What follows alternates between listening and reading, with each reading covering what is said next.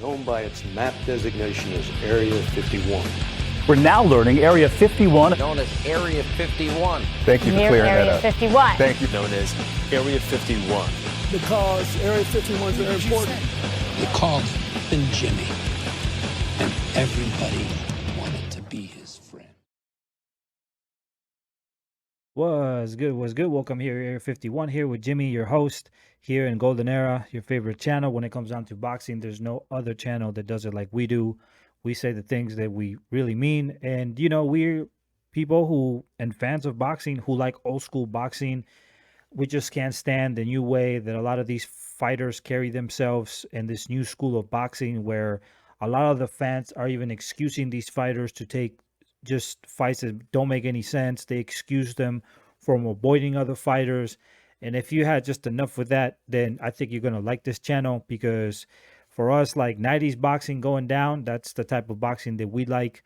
And we're just not into this new school bullshit, because it's just disgusting. Like, everybody's ducking each other and it's just ridiculous. And people give excuses for this as well, right? So, you know, if you like this channel, subscribe, give us a like, and check our website, goldeneraboxing.com, for more news and information and historical content that we provide there for free. All right. So I just saw this video, and you know, I am very, very critical with Canelo Alvarez, especially because of the fighters that he's avoided. It's kind of obvious what he's doing, but a lot of people somehow or another just always create an excuse to let this man have a pass. And, you know, it's enough is enough. Like, I don't give any of these fighters any excuse, okay? Especially a guy who claims that he is one of the best fighters in history, which is not true. He's not. And as far as the middleweight division, I mean, there's been many greater fighters than him in the planet before him, who did a lot more things and who risked a lot more. But this guy gets away with a lot of the commercial bullshit that we see online, and it's just ridiculous. You can't you can't defend this guy, okay? He's fighting John Ryder, bro. Now, you can say X, Y, and Z, but he's fighting John Ryder, man. Come on. Nobody wants to see that bullshit fight. And now he's claiming it's as mandatory. You also have Dave Morrell Jr. You also have David Benavidez. And anyway, I'm gonna let the video play, and let's see what he has to say, because he's been asked if he's gonna fight, you know, David Benavidez next. So let's get it.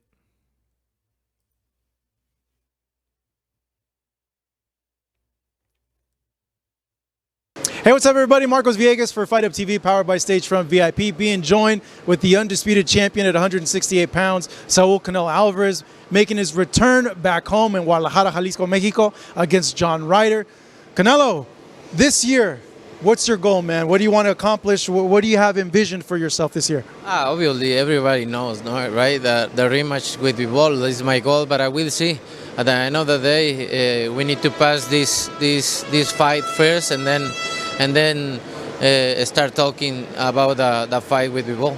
When you look at this fight, I know a lot of fans feel it's going to be an easy. So just to stop there real quick, why didn't you just take the fight of Bivol now? Why didn't you just do that now? I mean, that makes sense. You don't have to fight John Ryder right now. They're going to give you time. Like, they give many fighters time to fight their mandatory. So why not just fight Dimitri Bivol now? Why not do it? It's not going to make a difference, because one of the reasons why Bivol wants to fight is because he wants to go and wants to 168 and fight him there, but Canelo doesn't want to do that. He wants to fight at 175, but the problem is that he can't put a rehydration clause either, because Bivol's not going to allow him to. So Bivol wants to fight him at 168, and they're trying to make it a way where Canelo can, you know, put some rehydration clause. So, you know, that doesn't happen, what we saw last time, right? Because he had everything in his favor in the last fight. Even the anthem, everything was in Canelo's favor. They did Dimitri Bivol pretty bad. And the only reason why he took that fight with Dimitri Bivol is because Gennady Golovkin was in the contract, man. And he made it seem like Gennady Golovkin was, this tough guy. Anyway, let's just keep going. Fight for you that you're going to go in and just knock out and just beat this guy up. But do you think that? You think you're going to just crush this guy? No, look, everybody say the same thing when I fight with Bivol. You never know in boxing, right? Supposed to be that way, right? But we never know. I'm gonna train 100% and don't be so confident. With the Bivol rematch, are you going to go back up to 175 for that, or you want to bring him to Why? Because I feel I need to do in that terms.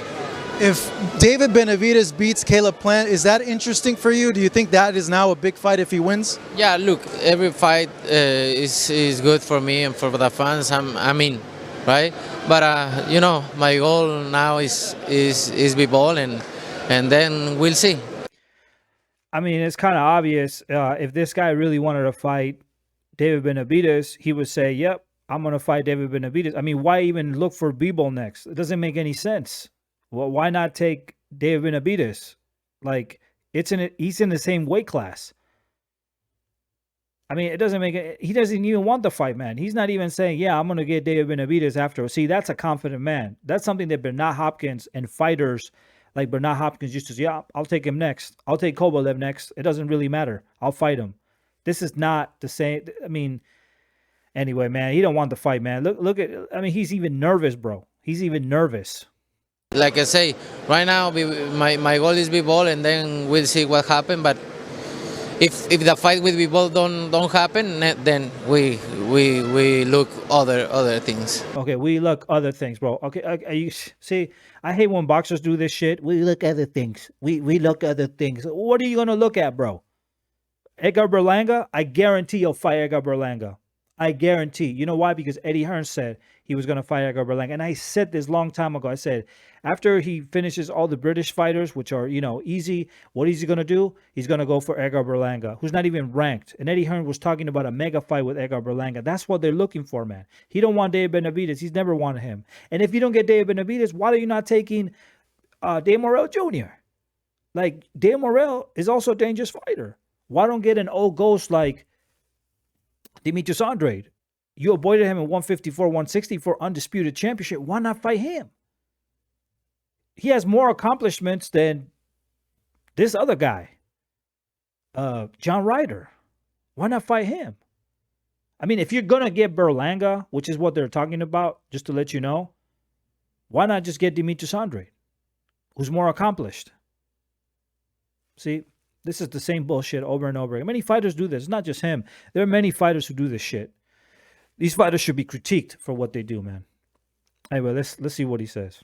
Why do you feel Benavidez beats Caleb Plant? I think is I don't know, man. It's a good fight. It's a good fight, no? But I think he's more strong. He's had good qualities, so that's why.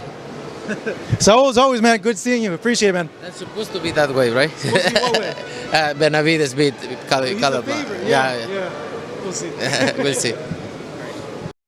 Yeah, so it's supposed to be that way. So that's telling me that he's not looking forward for Benavidez to beat him. I mean, I can tell you that right now. He ain't looking forward for Benavidez to beat Caleb Plant. And once again, listen, we all want the best fights. There's many fights that he could do, which will be very good. And I will give him a lot of credit.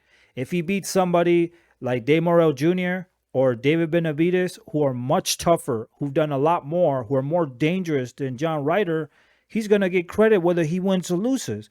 But his fans are stuck with this undefeated bullshit. He's not undefeated anymore. And many of these fighters, if they take the best fights, they're not going to be undefeated. What Floyd Mayweather Jr. did, he also did because he didn't risk against certain fighters as well. Okay? And I don't care what nobody says. That's the truth. If you fight everybody, you're going to lose at one point. At one point, you're going to lose.